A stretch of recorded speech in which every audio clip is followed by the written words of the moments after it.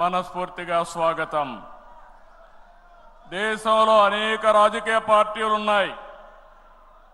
కానీ మహానాడుల వేలాది మంది ప్రతినిధులతో మంచి చెడులు, విధానాలు, ఆలోచనలు చర్చించుకునే ఏకైక పార్టీ తెలుగుదేశం.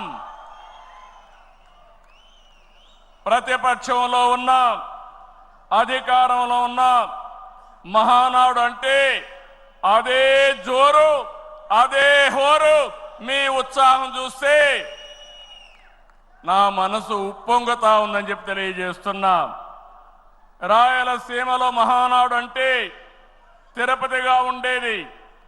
ఇప్పుడు తొలిసారి దేవుని కడపలో, అది కూడా కూటమి ప్రభుత్వం ఏర్పాటైన తర్వాత తొలి మహానాడు కడపలో ఏర్పాటు చేసుకుంటున్నాం. ఈరోజు కడప గడ్డపై జరుగుతున్న ఈ మహానాడు చూస్తే ఎన్నికలై ఏడాది జరుగుతున్నా మీలో ఆ కసి, ఉత్సాహం, ఉద్వేగం ఏమాత్రం తగ్గలేదు. నేను చాలా మహానాడు చూశాను. దగ్గర మనం చూస్తే 34 మహానాడులు మనం జరుపుకున్నాం. 2 మహానాడులు డిజిటల్గా జరిగాయి.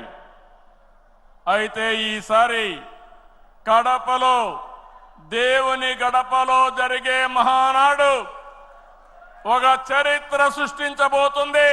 సువర్ణాక్షరాలతో ఆంధ్రదేశ రాష్ట్ర ఆర్థిక పరిస్థితి ఒక దశ దిశ నిర్దేశిస్తుందని చెప్పి తెలియజేసుకున్నా. ఈరోజు చల్లని వాతావరణం. అన్ని మహానాడులంటే చాలా వేడివేడిగా ఉండేది, ఎండలు ఎక్కువ ఉండేటివి. ఒక ప్రశాంతమైన వాతావరణంలో, ఆహ్లాదకరమైన వాతావరణంలో ఈరోజు కడపలో మహానాడు జరుగుతూ ఉంది. ఉమ్మడి కడప జిల్లాలో 10 స్థానాలకు గాను 7 స్థానాలు గెలిచాం. మన సత్తా చాటాం. ఈసారి ఇంకొంచెం కష్టపడితే 10కి 10 మనమే స్వీప్ చేస్తాం.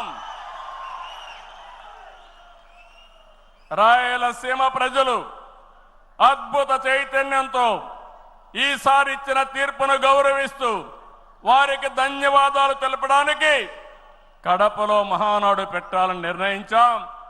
ఈ మహానాడుని మీరు చూస్తే బ్రహ్మాండంగా చేసిన నాయకులకు, కార్యకర్తలకు మనస్ఫూర్తిగా అభినందనలు, కృతజ్ఞతలు. 2024 ఎన్నికల్లో పార్టీ సాధించిన విజయం అసామాన్యం.